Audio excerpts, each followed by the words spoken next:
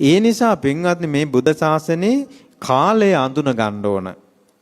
කාලය අඳුන ගන්න ඕන. ඒ කියන්නේ මොන කාලෙද? චෛත්‍ය බඳින කාලේ චෛත්‍ය බඳින්න ඕන.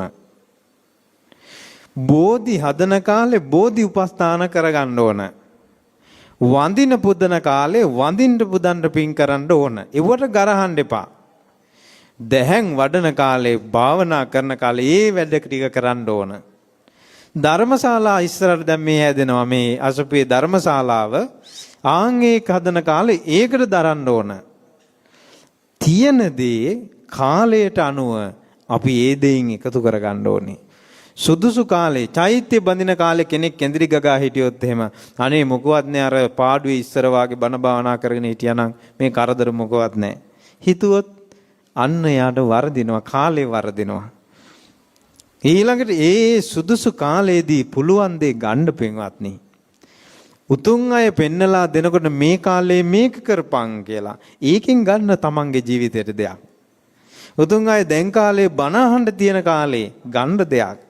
මේ කාලේ සෑබෝධි වඳින්න කාලේ, මේ කාලේ නිහඬ වෙන්න කාලේ, මේ කාලේ පාඩුවේ ගුණධර්ම වඩන කාලේ පෙන්නලා දෙනකොට මේ උතුම් අයගේ වචනෙට අනුගත වෙන්න ඕන. එහෙම අනුගත වෙච්ච කෙනා එයාගේ ගොඩාක් එයාගේ ජීවිතේ මෙලවත් පරලොවත් ආරක්ෂා වෙනවා. නිවන ආරක්ෂා වෙනවා. නිවන ආරක්ෂා වෙනවා. ගොඩාක්ම වෙනවා. සුගතිය නිවන ආරක්ෂා වෙනවා. නැත්තම් වෙන්නේ මොකද? දේවදත්තට වගේ උතුම් අයගේ වචනේ විශ්වාසයෙන් නොකරපු නිසා නිවන ආරක්ෂා වුනේත් නැහැ. සුගතිය ආරක්ෂා වුනේත් නැහැ. උතුම් අයගේ වචනේ ගත්තේ නැත්තම් අපිට ගන්න වෙන්නේ අපේ අදහස. අපිට හිතට එන එක අපි හිතට එන එක අපි කරනවනේ. අපිට හිතෙනවා දැන් ඕනේ නැහැ.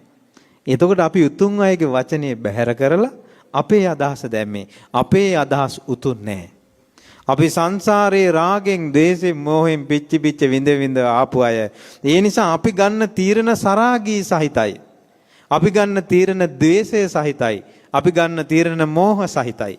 ඒකයි ප්‍රශ්නයක් ආපු ගමන් යන්න කියන්නේ මනෝභාවනීය භික්ෂුන් ළඟට. ධර්මයේ වඩන ධර්මයේ පුරන භික්ෂුන් ළඟට යන්න කියන්නේ ඒ අයගෙන් එනවා උතුම් අදහසක්. එතකොට අපි තීරණ ගත්තොත්, අපි තරහ ගිය වෙලාවට තීරණයක් ගත්තොත්, රාගෙන් ඉඳි තීරණයක් ගත්තොත් ඒ හැම එකම දෝෂයක් තියෙනවා. උතුම් අයගේ එක වචනෙන් අපි නිවෙනවා. සමහර අවස්ථා තියෙනවා අපි හොඳටම අසරණ වෙලා ඉන්න අවස්ථා. උතුම් ස්වාමීන් වහන්සේ නමක් සමහර ගුරුවරයා එක වචනයයි කියන්නේ. ඒ එක වචනෙන් අපි ගිනි 1000ක් නිවෙනවා. සමහර අපි දවස් ගණන් පැහැව ඉන්න එක ගුරුවරයා එක වචනකින් නිවනවා. එක වචනකින් නිවනවා. බුදුරජාන්සේ ගාවට මිනිස්සෙක් ඇවිල්ලා බැන්නා. ඔබ වහන්සේ හිතාගෙන ඉන්නේ දින්න කියලාද? ඔබ වහන්සේ අපේ පවුල හැමතිස්සෙම ඔබ වහන්සේ ගැන සිහි කර කර නමෝ බුද්දාය කියා වඳිනවා. නමස්කාර කියා ඔබ වහන්සේට වඳිනවා. හිතන්න එපා ඔබ වහන්සේ දින්න කියලා බැනගෙන ගියා.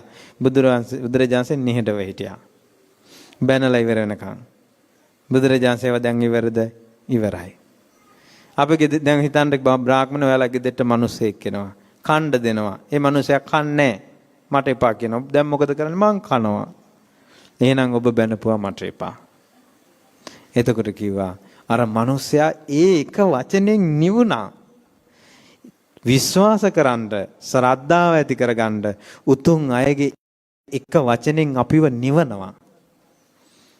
උතුම් අයගේ එක වචනෙන් නිවනවා. ඒ උතුම් අය තමයි අපේ සම්මා සම්බුදුරජාණන් වහන්සේ උතුම් කෙනෙක්.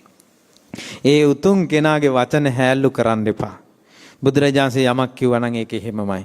ඊළඟට සාරිපුත්ත මොග්ගල්ලාන ආදී මහ මුනිවරයන් වහන්සේලා උතුම් අය. ඊළඟට මේ අපේ ගුරුවරු අපට දහම් කියා දෙන සදහම් ගුරුවරු උතුම් අය. ඒ උතුම් අය යමක් කියන්නේ ගොඩාක් දුර දිග බලලා. ඒවා සැක කරන්න එපා.